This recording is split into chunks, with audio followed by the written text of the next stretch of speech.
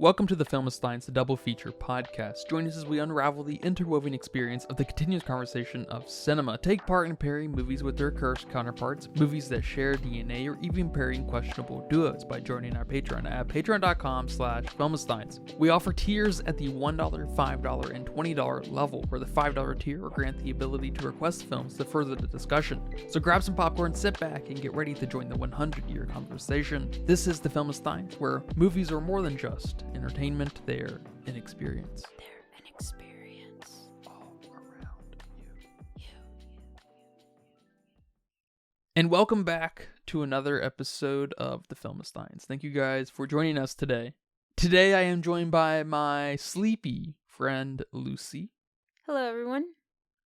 You can join us every Monday and Friday for brand new episodes of the Filmistines, and every other Wednesday on patreon.com/Filmistines for Patreon exclusive episodes like our recent Saw ranking. Some of the recent episodes include Fear and Loathing in Las Vegas, the original Back to the Future, Forrest Gump, Trap, and Memento. Remember to leave nice comments, thoughts, and ideas on our Patreon as well. Come subscribe for $1. Come request a movie. Go rate us on Apple Podcasts. We appreciate all the support. Thank you guys very much. Are you stressed and filled with anxiety like I am? Maybe in a bit of pain from that car accident you had a few years ago? Well, the sponsor of today's episode, Hempville CBD, has us covered. They have the highest quality products created by chemists and doctors. Hempville carries everything from CBD to THC dispensary grade without those despicable dispensary prices. Order your Delta 8, 9 edibles and vapes along with the THCA flower and get free shipping when you spend $50 or more at HempvilleCBD.com. Check out the link in the description for more details. But today we will be talking about Christopher Nolan's 2002 film, Insomnia, with Robin Williams and Al Pacino. If you watched our most recent episode on Memento, you will have learned that Chris Nolan is the embodiment of my confusion of great film, growing up at the very least. I realize Insomnia is probably considered to be Christopher Nolan's weakest film, but it certainly still continues this march into, man, Christopher Nolan films are boring. They're weirdly acted, weirdly casted, maybe I will say. I'm going to try my best to articulate some of these thoughts, but I think Insomnia, first and foremost, runs into a similar problem you had with Memento, and it's the lack of subtext and how everything is explained and nothing is built, nothing is set up. And this film runs into a lot of directorial whys, I think. But there is a lot here I like, and it lives in some of the premise where we have this corrupt cop where we are not so sure how corrupt he is, and it's later revealed. He has insomnia. He goes to a town that never sees night at certain times of the year. His insomnia relates him to the baddie, Robin Williams, Walter. We get this Seven-esque reveal of just giving us kind of a breadcrumb trail of the killer revealing himself. Not nearly as good as Seven, mind you. But man, is this movie severely miscasted, I think. For a cop that believes he is doing the best he can, but still kind of leans into corruption, maybe because he believes the nature of the police just trends that way. But he's doing the best he can to serve justice. But man, Al Pacino and the lack of emotion, the lack of thinking, this weird him crawling around in bed, not being able to sleep, I just do not like it. But before I get too carried away, my man, what did you think of Christopher Nolan's Insomnia? I enjoyed this film. I didn't love it, but I didn't hate it. I like this cat and mouse game we have going on. But I think I'm going to disagree with you a little bit, especially when just coming off of Memento. I feel like I have to compare them a little bit. Same director, relatively close to the same time. So I feel like this movie had more emotion than Memento. Certainly. Was it very emotional? No, but emotion was something I was definitely missing from Memento, which raises this movie up a little bit more for me. He looked tired as fuck. But he looked like an old New York man. They all looked tired. They all looked tired, but he looked tired and gave that tired look. I will give it to you, his look, the physicality Yes. of Al Pacino's character, Will Dormer. He has a really nice cop presence. Yes, it's his presence, but it also made me feel tired when he was tired. You know what I'm saying? I feel you, but I disagree. Yeah, that's fine. You can be wrong. I felt something when he was running through those rocks, about to slip.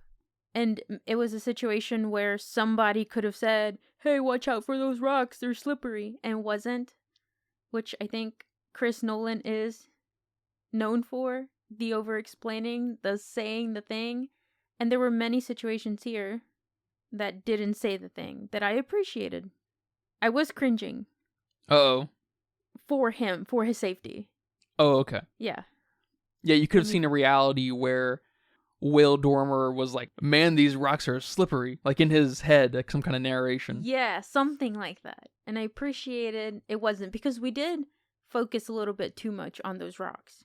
Unless they were so chaotic and slippery that I focused too much in on those rocks. No, we bounced between. That was a weird scene. Yes. Or at least when he was making his way through the fog and stuff, yeah. I don't know how many times it cut between him running and a close-up of the rock where he's stepping, but it was like, all right, I mean, I get it. I was here for it. I also felt a little bit of betrayal during the interrogation scene when they brought in Walter for questioning. Why did I not feel betrayal when Will put that gun in the vent? Because he did betray him then. But I felt a deep level of betrayal from Walter, Robin Williams' character, when he called him out like that. This movie made me feel things, unlike Memento. I also like this question of doing the right thing, of justice, versus the survival, this self-preservation. It brings up a really interesting question in the field of the cops. Yes. And just the potential of cop stories. And you could even take that out on a broader level and make it the personal cost of your integrity. Is questioning your moralities and integrities and your justice system as original as I'd like it to be? I don't know about that. At least told in this film. I think some movies do it super well, like 12 Angry Men. I have to think about that a little bit more. And I agree on that, at least in half, because I am mostly here for Robin Williams and his spiel of confronting that within Will. Because Walter is sort of a mirror, holding up this mirror to Will, but Will's response is, I guess, completely sterile. And can I chalk that up to him being so sleepy? Yes. Yes, you can. And I like what you said about them being mirror characters of each other, because I also thought that, but I didn't feel like it was executed very well, that I backed away from that point thinking maybe they're not, maybe I'm reading too much into it. Well, I think that point becomes clear when Walter, Robin Williams' character, tries to justify his killing. Yeah. And that's the only time. Yeah. So... But it's a very punchy moment. It's arguably the best scene in the movie, outside of the interrogation for sure. Yes. So it's obviously trying to attach these two characters to one another, I think. Especially because all of a sudden we have this relationship between them and they're meeting secretly. And right, and they both can't sleep. Yeah. You know, there's these things, but it didn't feel as punchy. And I don't know if that's a me problem, that I wanted it in my face if you're going to make these two parallel characters mirrored to one another, because it's also different scenarios, but we'll get to that in a little bit. I also never think too much about the setting of a place, unless it's a movie that really requires it, like Fear and Loathing in Las Vegas. Las Vegas is so integral to the theme of the movie that it's crazy. Or Trap with a convention center type place. Yeah, but I guess I'm thinking more broad, like a town. I don't care where that convention center is at. I just need the convention center. You know what I'm saying? Yeah. I don't care where it was in Pennsylvania, by the way. Yeah, see, who even cares? It's because all of his movies take place in Pennsylvania. I don't care where your creepy basement is at, as long as you have a creepy basement. Or something like What's Eating Gilbert Grape, where living in Andorra is like dancing to no music, which is one of my favorite quotes in any movie. But the choice to make this movie take place in Alaska, I think it's very well done. I like it. It's so crucial to the insomnia that Will's character faces. It's so crucial to that exhaustion, that tiredness, maybe that hallucinating because you're so exhausted. And I like it. I like it a lot. I like our main character. I thought he was mostly well written, but I'm not sure about everyone else.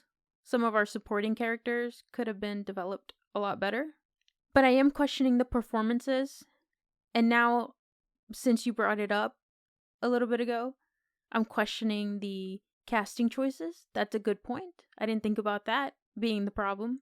The score was as unmemorable as Memento. And the visuals were just as bleak as the visuals in Memento. But just slightly better. Not sure where that is in the scheme of all movies. Again, like I said, just because Memento is so fresh on my mind, I can't help but to compare what I just saw to this. You're being a little biased, letting your immediate surroundings dictate some of your thoughts. This is an unbiased podcast. Oh, I didn't sign that in the contract. Now, one thing I really enjoy about this movie is this reapproach to time we have. Memento obviously has this really interesting, really neat gimmick. And with Insomnia, we approach it much more linearly, obviously, to the point where our character doesn't sleep.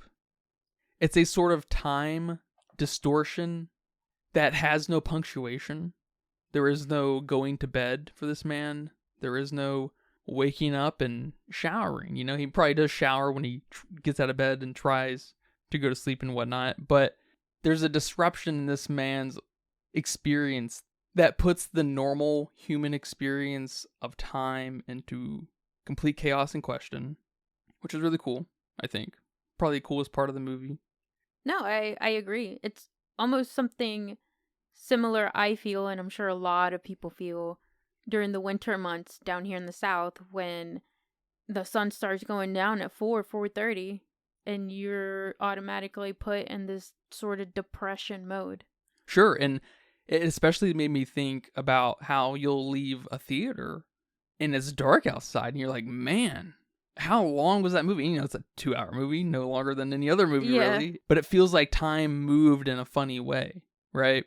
And it affects you in some sort of way. Yeah, and you notice it. And the feeling may quickly pass, but we mentioned a lot in our Memento episode about the gimmick, our character's condition getting in the way of telling a story because we had to reroute ourselves every 10 seconds. I feel similar here with the condition of our character getting in the way of telling his side of this story in a meaningful way. It's almost like his insomnia is nothing but a plot device to solely question his judicial decision making. It makes him kind of ultimately unreliable, especially when it's revealed to us that he has done some unjust. So maybe the Internal Affairs Department is, right in coming after him and trying to shut him down, and Hap turning on him or thinking about turning on him is the right decision.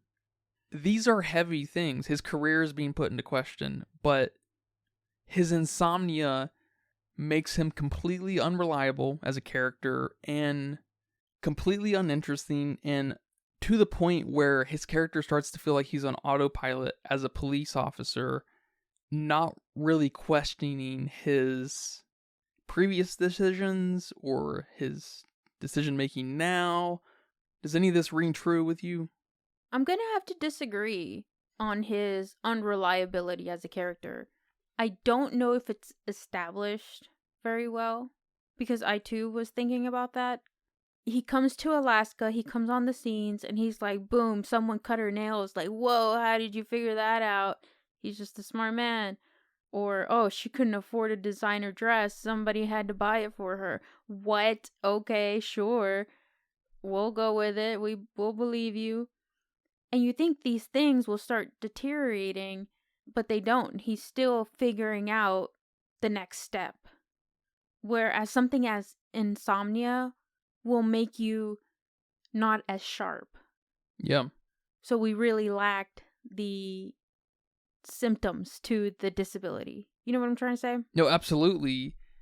Because it starts to look like, okay, he's right on the money all the time. Maybe his abuse of his police power is the right thing, and maybe he is not so corrupt. And he actually tries to justify it to himself that the end justifies the means. Because it almost seems like the movie is trying to justify the legitimacy of the end justifies the means, but Will dies in the process of serving Walter justice, almost indicating he's a hero, and at the same time delivering no moral opposition to means justifying the end, and Will ultimately winning by dying and not being served justice. I hope that makes sense. Yeah, I see what you're saying, but I guess to me, the end was more about his own release of this desperation he has throughout the whole film, that he can now rest with a clear conscience. Maybe that kind of justice more than a court justice. Because he also saves Ellie from faltering in her own integrity, because she was about to toss that bullet that framed him.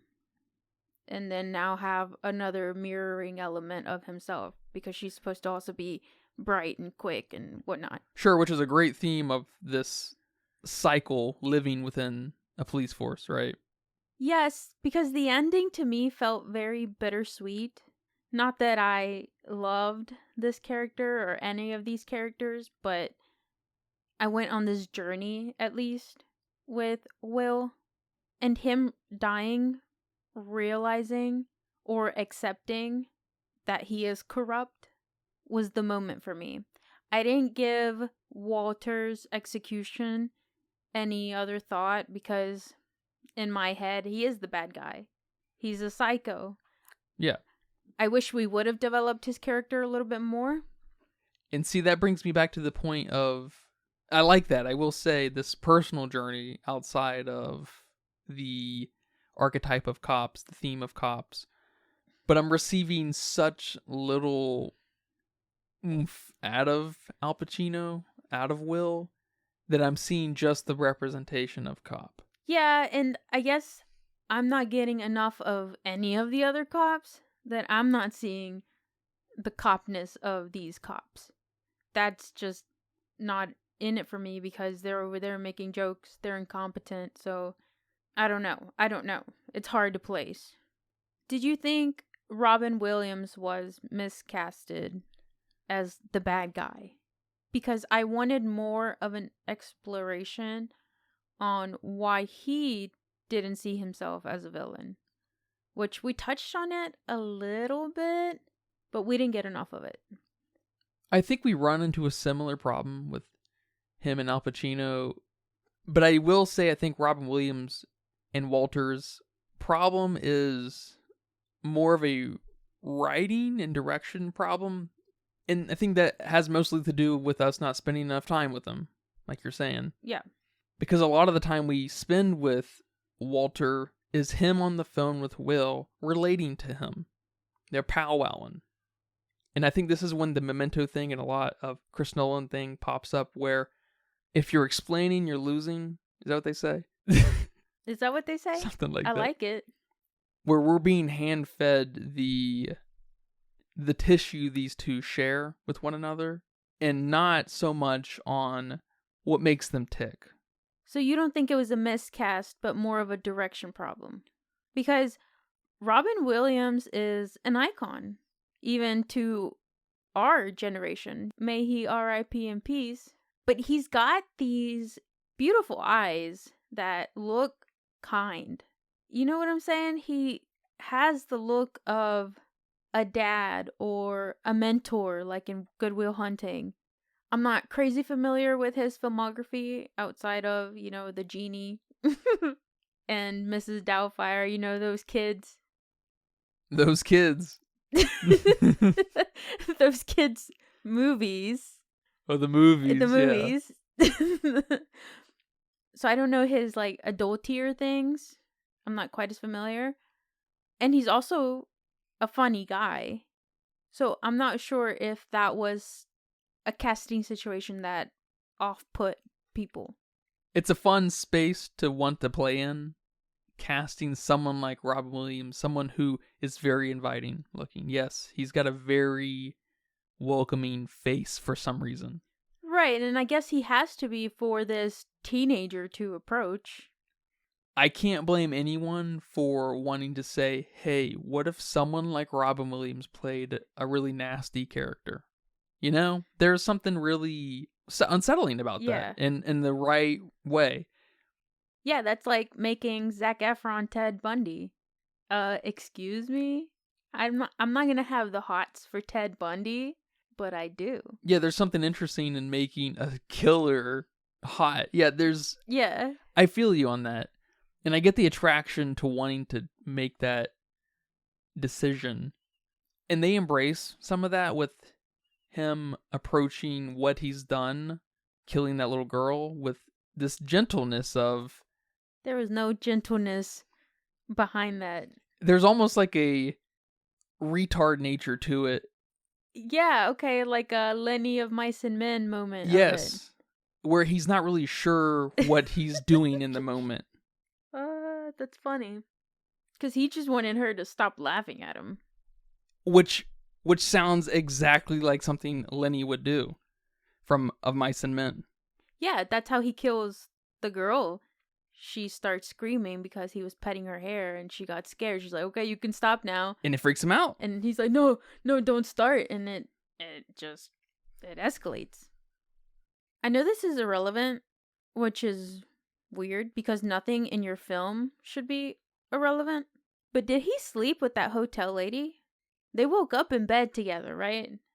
Yeah, I don't even know. That was a weird scene. And I dare say it's like a lot of scenes where...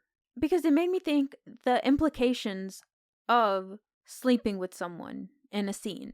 You can have it for comedic reasons, like in Beau is Afraid. Or you can have them in these romantic movies, these really sweet, they get together moments. But what was going on here? They don't get together.